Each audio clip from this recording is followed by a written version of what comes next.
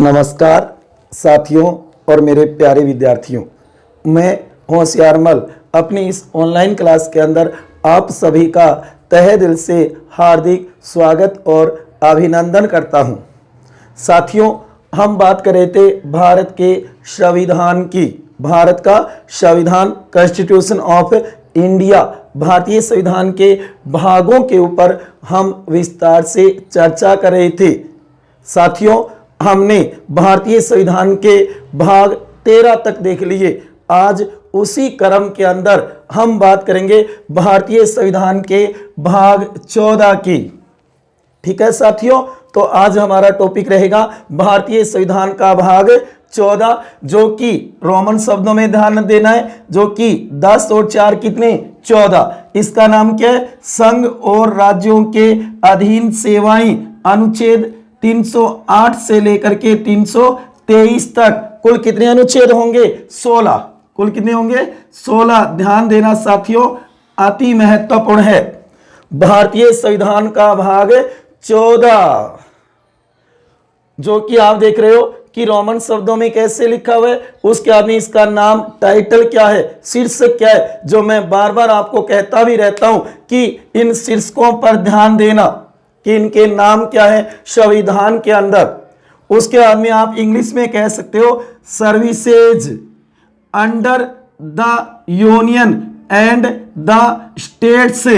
ध्यान दो, संघ और राज्यों के अधीन सेवाएं, जो आपने नाम सुना होगा, आईएएस है, आईपीएस है, आईएफएस है, आरएस है, आरटीएस है, ऐसी अखिल सेवाएं जो बनाई गई है, चाहे वो संघ स्तर पे हो पूरे भारत की या राज्य के स्तर पे हो, तो संघ और राज्यों के अधीन जितनी भी सेवाएं हैं, सरकारी गवर्नमेंट जॉब जो हम देखते हैं साथियों, हो सकता है आप में से कई तैयारी भी कर रहे होंगे, अपना लक्ष्य, उद्देश्य और मकसद लेके चले भी हो कि मेरे को यूपीएससी के अंदर जाना है या मेरे को आरपीएससी के अंदर सिविल सेवा की जॉब प्राप्त करनी है।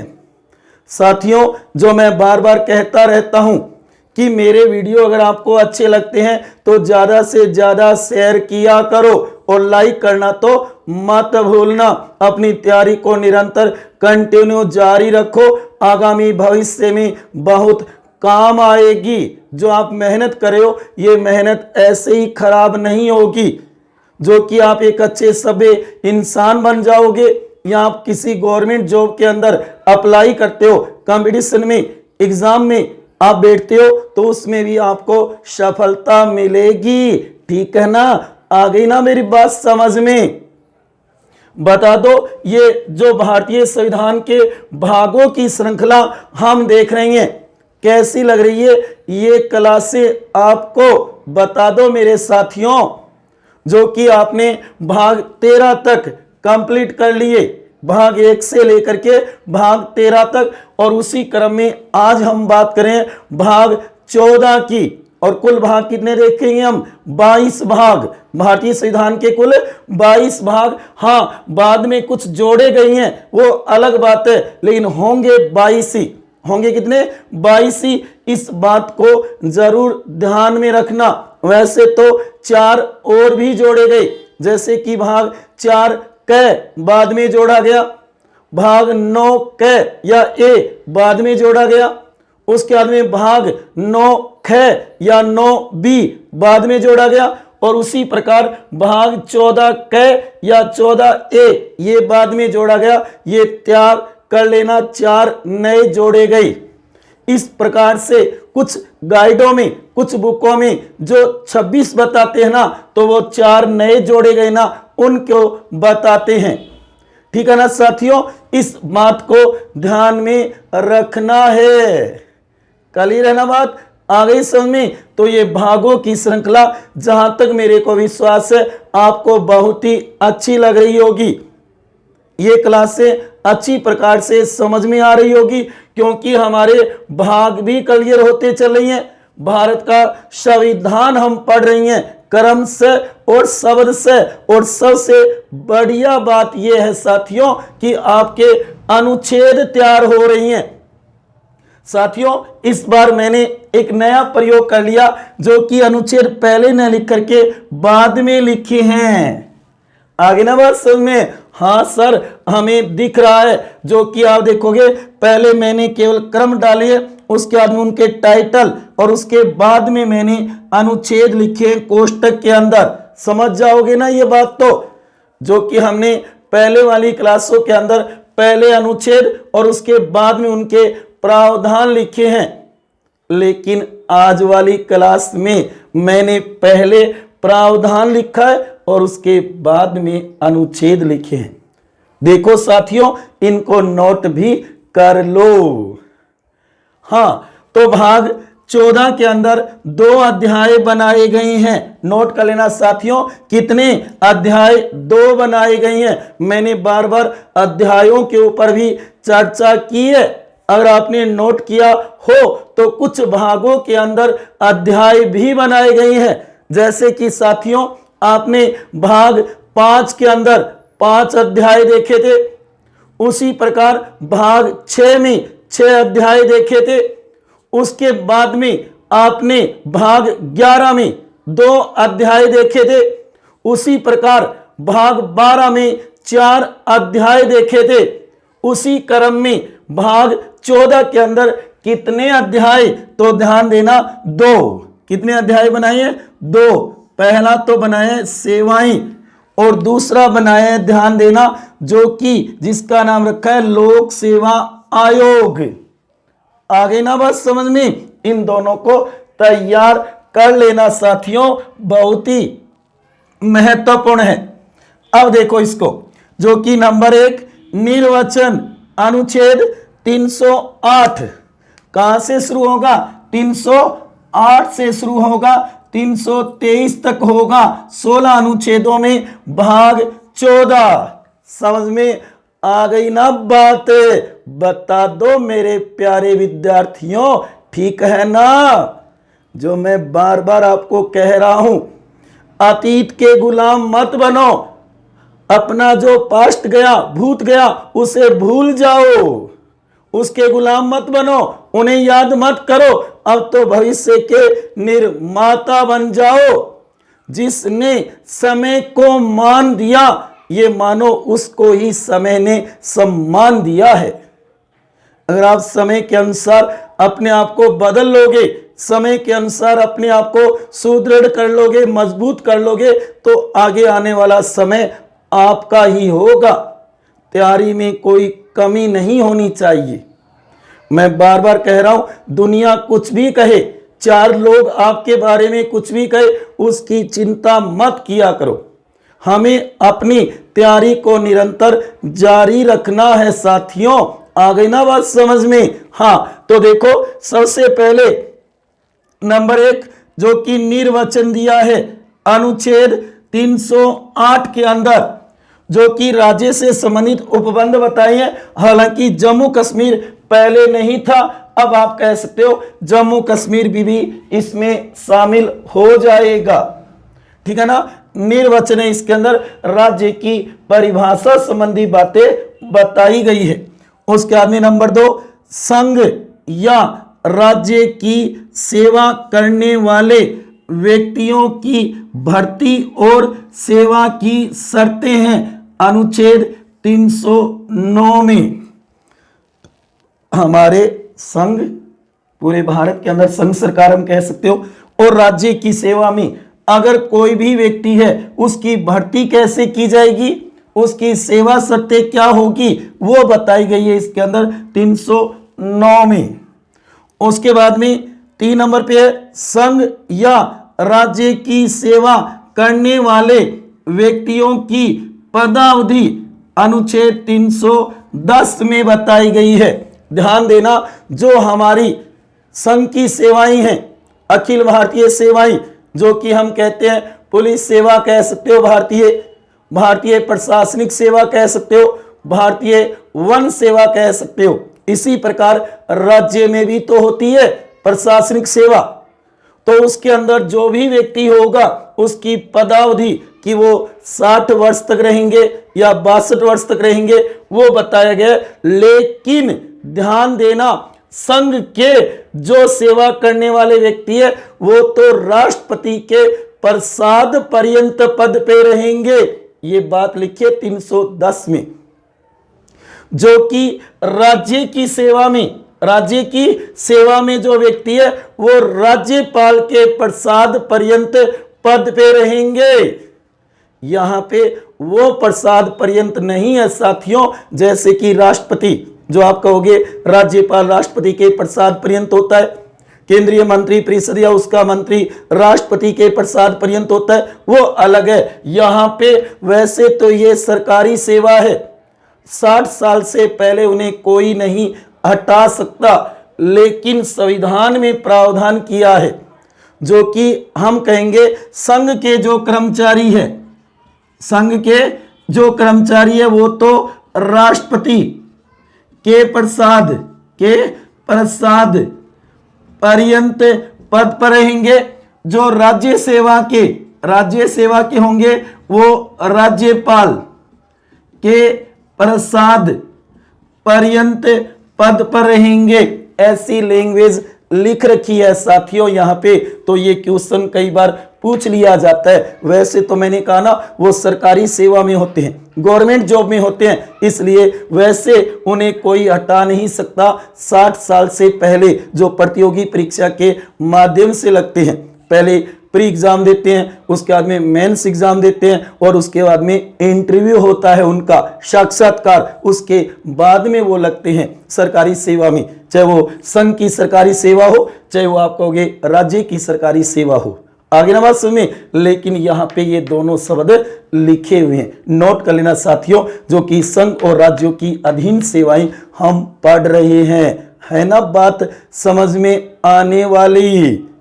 हाँ साथियों, उसके बाद में नंबर 4, संघ या राज्य के अधीन सिविल हैसियत में नियोजित व्यक्तियों का पदच्युत किया जाना, उनको हटाया जाना, पद से हटाया जाना या पंक्ति में अवनत किया जाना अनुच्छेद 311 में है कि उनका प्रमोशन होगा या उसको हटाया जाएगा। उन सभी व्यवस्थाओं की बातें की गई है इसमें, चाहे वो संघ हो चाहे राज्य, यहाँ पे दोनों की बातें साथ में चल रही है।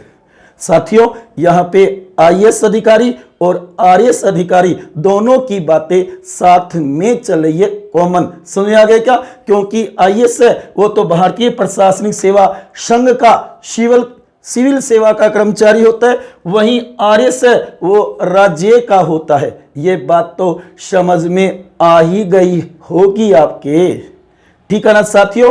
क्लियर है, समझ गए?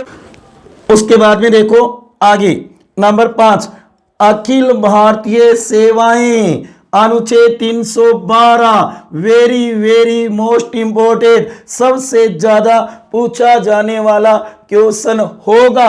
आपने देखा होगा राज्यसभा की अन्य शक्ति, विशेष शक्ति जो कि अखिल भारतीय सेवा का सर्जन कर सकती है, राज्यसभा, जो कि उपस्थित और कुल का जो मतदान देने वाले जो सदस्य उपस्थित और मतदान बहुमत उनका 2/3 है, तो ऐसा संकल्प प्रस्ताव पारित करके अखिल भारतीय सेवा का सर्जन कर सकते हैं।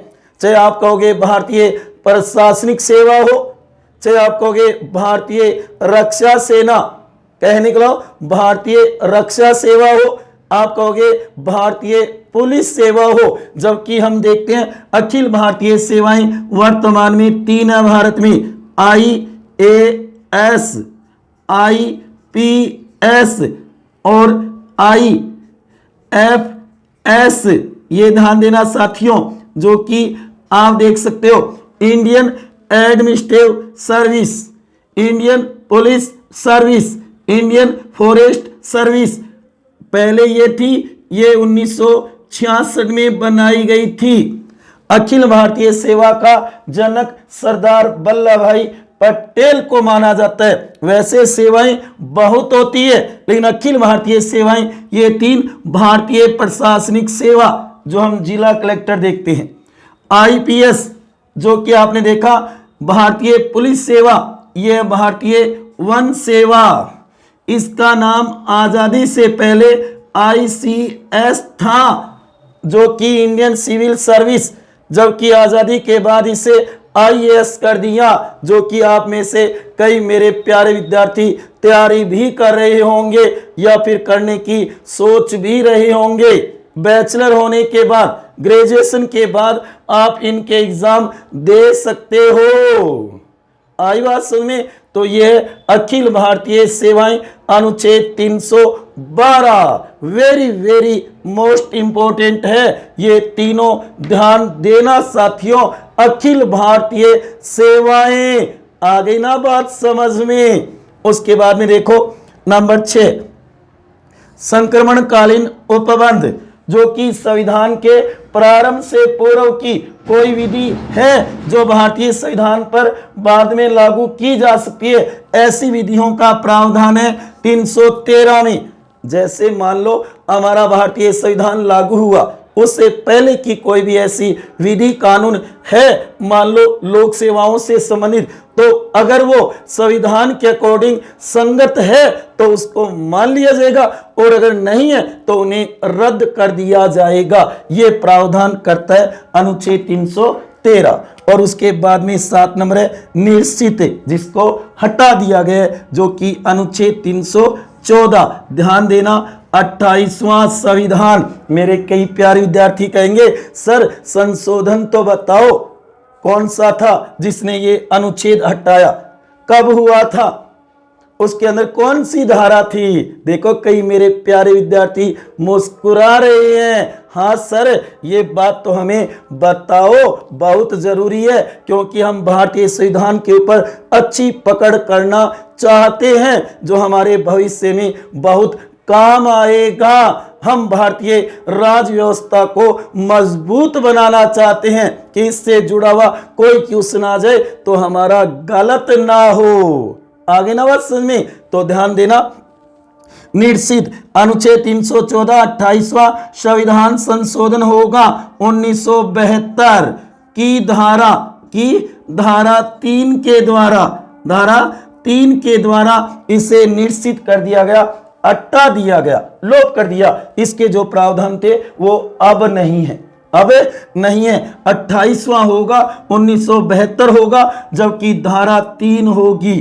ठीक है, आगे बात समझ में? आगे देखो, ये तो अध्याय 1 सेवाएं थी। अब है वेरी वेरी मोस्ट, ध्यान देना, अध्याय 2 लोक सेवा आयोग। इसके अंदर है, ध्यान देना, UPSC, ध्यान देना, इसी के अंदर है जो कि राज्य लोक सेवा आयोग, जो कि RPSC, ध्यान देना, और इसी के अंदर है JPSC।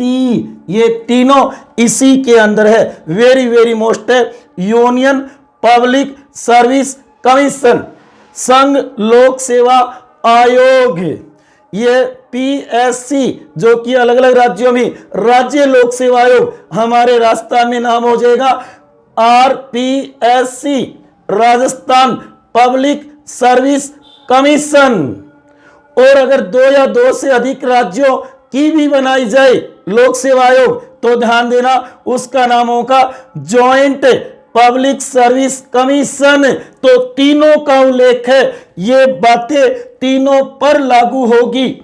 ये बात सोच लेना साथियों, ये मत सोचना कि ये UPSC का प्रावधान, ना जीना, UPSC के साथ RPSC और JPSC का भी यही प्रावधान है, नोट कर लेना। आगे बात समझ में? तो ध्यान दो, सबसे पहले नंबर 8, ये तो क्रम चल रहा है 16 अनुच्छेदों का।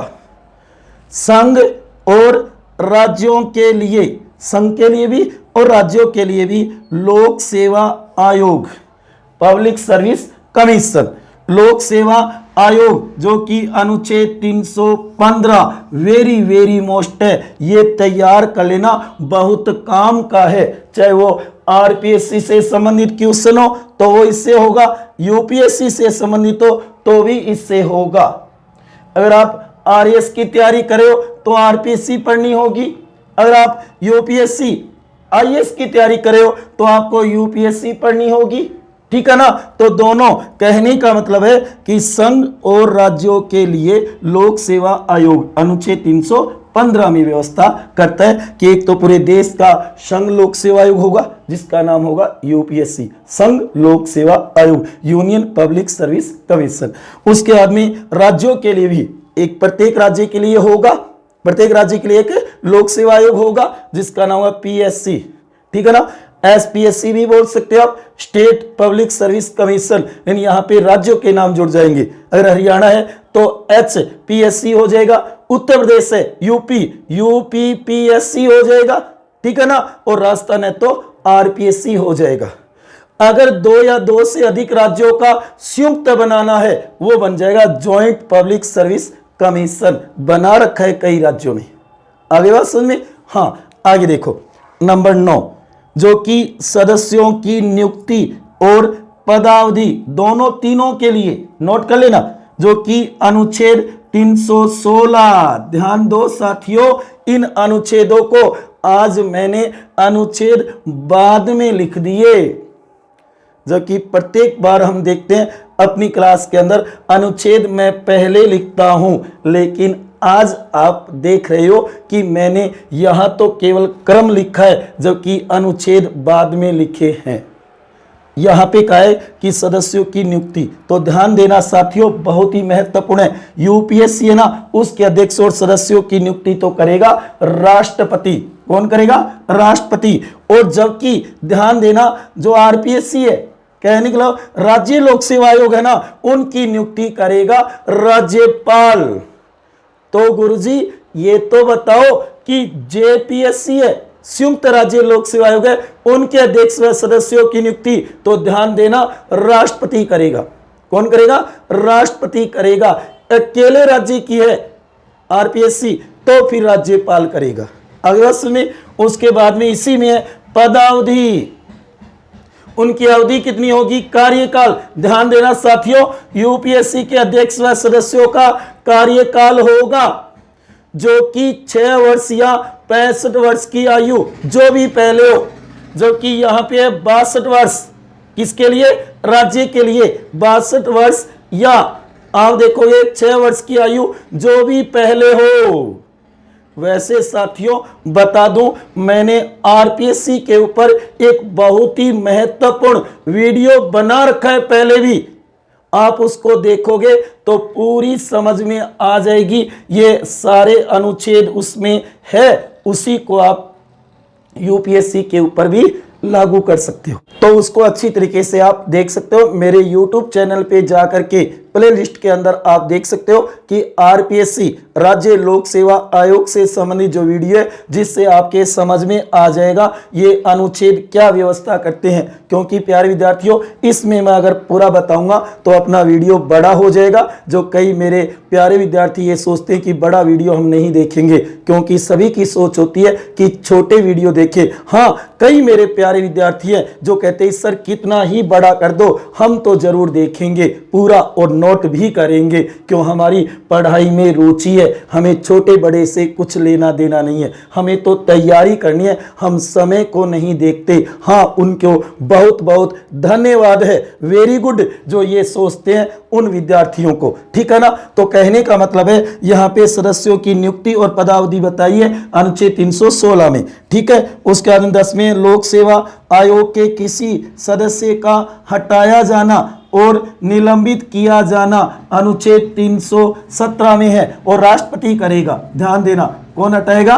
राष्ट्रपति। चाहे यूपीएससी हो चाहे आरपीएससी हो, दोनों को ही, तीनों को ही ये मानो हटाने का अधिकार है वो किसको दिया है? राष्ट्रपति को दिया है, जो सर्वोच्च न्यायालय के न्यायाधीश से परामर्श लेकर के और हटा सकता है राष्ट्रपति कभी भी। लेकिन ध्यान रखना कि उसके ऊपर कदाचार का आरोप होगा तभी। किसके आधार पे? कदाचार के, केवल कदाचार के आधार पर ही उसे पद से हटाया जाएगा।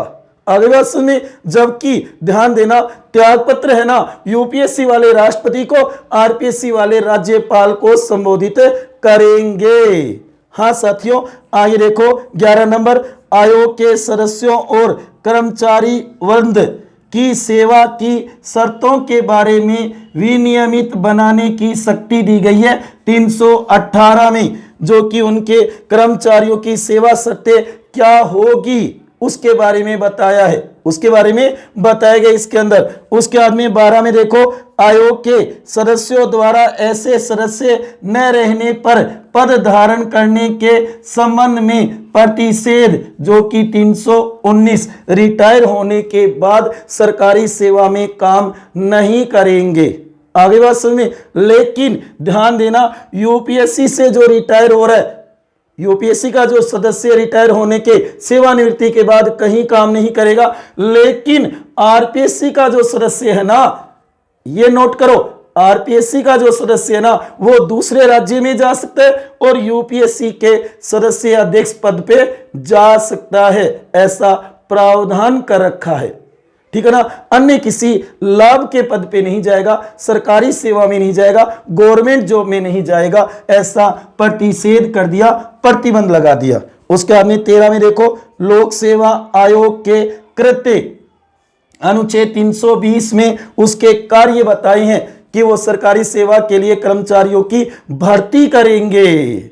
आरएस में हमारे यहाँ आरपीएससी क्या काम करती है, सरकारी कर्मचारियों की भर्ती के लिए विज्ञापन निकालती है, फॉर्म लेती है, उसके बाद में आपने देखा एग्जाम करवाती है, उसके बाद में रिजल्ट निकालती है, फिर सरकार को अनुशंसा करती है, ये लो आपको इतने चाहिए थे, इतने अभ्यर्थी मैंने छांट दिए हैं, इस तरीके से कार्य करेंगे, ये ध्यान देना साथियों। ठीक है, उसके बाद में देखो 14 नंबर, लोक सेवा आयोग के कर्तव्यों का विस्तार करने की शक्ति, संसद उसमें समय समय पर विस्तार भी कर सकती है कि इसके कार्यों को बढ़ा दिया जाए, चाहे वो यूपीएससी हो चाहे आरपीएससी हो। आ रहा है क्या समझ में साथियों? तो थोड़ा सा इसको जल्दी में देखना क्योंकि अपना वीडियो थोड़ा बड़ा बन रहा है। तो साथियों यहाँ केवल हम अनुच्छेद की बात करें, अगर आपको और भी बढ़िया नॉलेज चाहिए तो मैंने आरपीएससी के ऊपर तो बना रखा है, जबकि मैं यूपीएससी के ऊपर और बना दूंगा एक अलग से क्लास विस्तार से। यहाँ तो केवल हम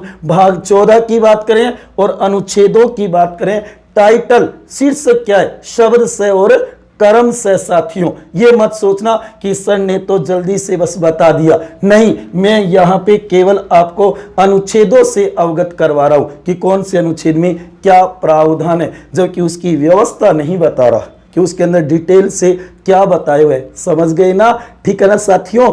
आ रही ना बात में? पल्ले पड़े न? ठीक है, ठीक है, ठीक है, ठीक है। हाँ जी, आगे देखो, जो कि 15 लोक सेवा आयोग के वे खर्चे जो होंगे 322, ध्यान रखना, जो कि संसद समय समय पे तय करेगी। और खर्चा है ना, यूपीएससी का खर्चा तो कहां से मिलेगा, जो कि भारतीय संचित निधि से, और आरपीएससी का मिलेगा राज्य की संचित निधि से।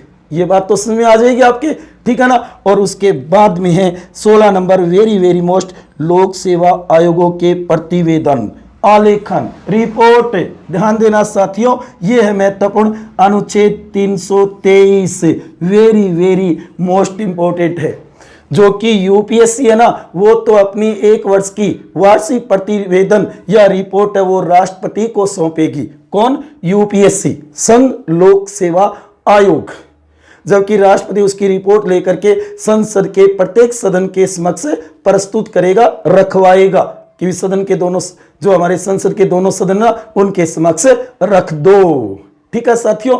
वहीं आप देखोगे जो कि आरपीएससी और जेपीएससी है ना, ये अपने अपने राज्य के राज्यपाल को, जो उससे संबंधित है ना, उस राज्य के राज्यपाल को अपना वार्षिक प्रतिवेदन देंगे ये आयोग, और राज्यपाल उसे विधानमंडल के समक्ष प्रस्तुत करेगा या रखवाएगा। ये अनुच्छेद महत्वपूर्ण है, नोट कर लेना। आई क्या कुछ बात समझ में? जो कि यूपीएससी का प्रतिवेदन तो किसको मिलेगा?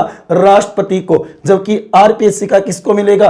राज्यपाल को, और जेपीएससी का किसको? संबंधित राज्य के राज्यपाल को। 2-3 जो भी राज्य मिलकर बनाते उसके राज्यपाल को, और राज्यपाल कहां रखवाएगा? विधानमंडल के समक्ष। और 1 वर्ष का प्रतिवेदन होगा साथियों, 1 वर्ष की रिपोर्ट होगी कि किस तरीके की कैसी स्थिति रही है, उन सभी के बारे में बताया जाएगा। तो ये तो है भाग 14, नोट कर लेना साथियों, वेरी वेरी मोस्ट है, ठीक है ना। हो सकता है अंदर की बातें मैंने बहुत कम बताई होगी आपको, लेकिन मैं आज आपको केवल अनुच्छेदों से अवगत करवाना चाहता हूं कि 308 से लेके 323 तक शब्दावली क्या है उसमें, वेरी वेरी मोस्ट कौन से है। तो सबसे ज्यादा मोस्ट मैंने बताया था, एक तो ये तैयार कर लेना जो कि 310 संघ या राज्य की सेवा करने वाले व्यक्तियों की पदावधि इनके प्रसाद पर्यंत। उसके बाद में वेरी वेरी मोस्ट है, ध्यान देना, अखिल भारतीय सेवाएं अनुच्छेद 312, ठीक है। उसके बाद में इसमें तो इतने नहीं है, उसके बाद में एक तो ये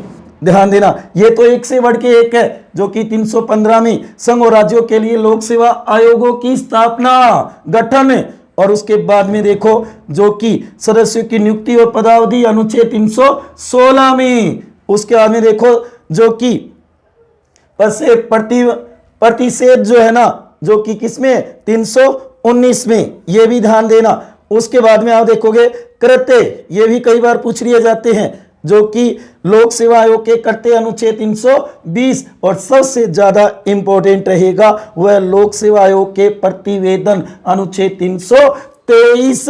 ये क्वेश्चन बार बार पूछा जाता है, चाहे वो यूपीएससी को लेकर के हो, चाहे वो आरपीएससी को लेकर के। कई मेरे प्यारे विद्यार्थी सोच रहे होंगे सर ये यूपीएससी आरपीएससी है क्या, कुछ समझ में आया क्या साथियों। यूपीएससी होती है पूरे देश की संघ लोक सेवा आयोग, जो आईएएस जैसे कंपटीशनों की परीक्षा करवाती है, ठीक है। जबकि आरपीएससी राज्य लोक सेवा आयोग होता है राज्यों के अंदर, जैसे हमारे राजस्थान में आरपीएससी है, राज्य लोक सेवा आयोग, पब्लिक सर्विस कमीशन। अगले वर्ष में ये करवाएगी आरएएस के एग्जाम। अन्य कोई प्राध्यापक है, अन्य कोई भी उसको एग्जाम दिए जाते हैं सरकार के द्वारा, तो उसके विज्ञापन निकाल करके एग्जाम करवाती है। आई ना बात समझ में। फिर सर ये तीसरी क्या है, जेपीएससी, ये समझ आई क्या कि 2 या 2 से अधिक राज्यों का भी लोक सेवा आयोग बनाया जा सकता है, उसे कहेंगे ज्वाइंट पब्लिक सर्विस कमीशन। आगे ना बात समझ में अब तो, ठीक है ना साथियों। अब देखो आगे भाग 14 क, क्योंकि हमारे टेस्ट के अंदर भाग 13 भी है, भाग 14 भी है और 14 क भी है, जो आगामी टेस्ट होना है। अच्छी तरीके से इन्हें तैयार कर लेना साथियों, ठीक है ना। बार बार कह रहा हूं मैं आपको, ये समझ में आ रहा है तो इसे ज्यादा से ज्यादा शेयर कर देना अपने सभी दोस्तों के पास। हाँ साथियों, भाग 14 क या 14A ये बाद में जोड़ा गया था 42वें संविधान संशोधन 1976 के द्वारा और उसकी धारा 46 के द्वारा, ठीक है ना। तो आप देखोगे भाग 14 क या 14A जो कि अधिकरण नाम रखा, इसका क्या नाम रखा, अधिकरण, जो कि अनुच्छेद 323 क और ख, इसके बाद में ही 323 क और ख दो ही जोड़े नए, जो कि एक तो जोड़ा अनुच्छेद 323 क, ध्यान देना, जो कि प्रशासनिक अधिकरण, जो प्रशासनिक कर्मचारी ना उनसे संबंधित कुछ उपबंध, कुछ व्यवस्थाएं, कुछ प्रावधान जोड़े गए हैं इसके अंदर। और उसके बाद में एक और जोड़ा जो कि अनुच्छेद 323 ख, जो कि अन्य विषयों के लिए अधिकरण दिया गया है, प्रशासन के अलावा जो अन्य विषय होंगे उनसे संबंधित है। इसका संबंध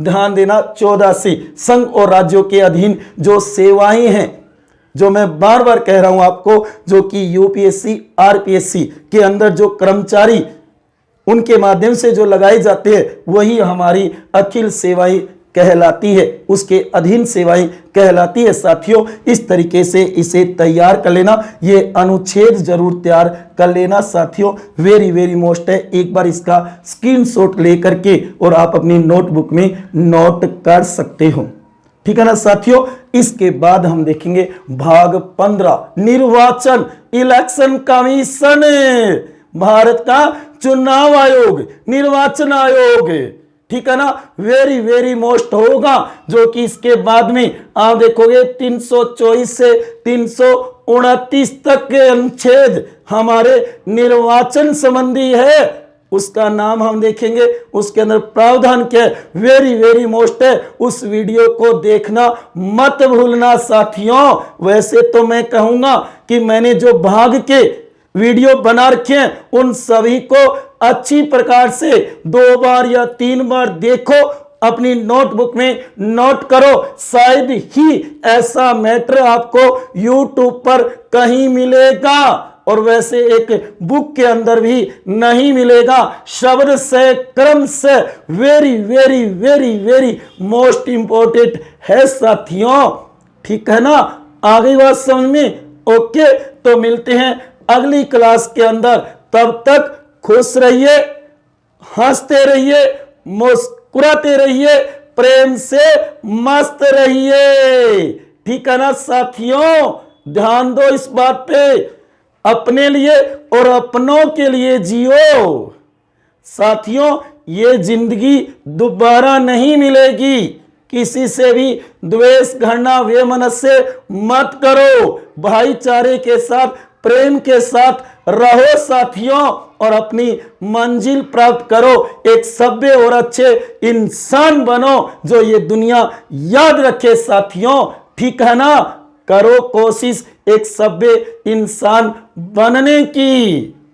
अगर मेरे वीडियो अच्छे लग रही हैं तो एक बार अंत में दोबारा कह रहा हूं आपको, शेयर कर देना अपने सभी दोस्तों के पास, अपनी जो भी सहेली है उसके पास, जो भी आपके फ्रेंड्स है उनके पास, और लाइक करना मत भूलना। मेरे चैनल को जितना ज्यादा आप सब्सक्राइब करवाओगे उतना ही मेरा मनोबल बढ़ेगा, और मेरा मनोबल बढ़ेगा तो मैं आपको भी मोटिवेशन दूंगा साथियों, जिससे आपके अंदर भी जोश, जज्बा, जुनून आएगा, और आप कह सकोगे कि मैं भी कर सकता हूं ये जो होशियार जी सर ने मेरे को कहा है। गौर करो साथियों, इसलिए ज्यादा से ज्यादा शेयर कर देना इस वीडियो को, अगर आपको अच्छा लगा है तो। केवल हमने यहां पे अनुच्छेदों की बात की है, ठीक है ना, शब्द से और कर्म से। ओके साथियों, आपका बहुत बहुत धन्यवाद जो आपने अपना कीमती समय निकाल करके इस क्लास को देखा है, सुना है और समझा है, ठीक है ना साथियों। आगे बात समझ में पल्ले पड़े को नहीं पड़े वह तो बता दो ना मेरे को। हाँ जी, ठीक है जी। ओके साथियों, जय हिंद, जय भारत, वंदे मातरम।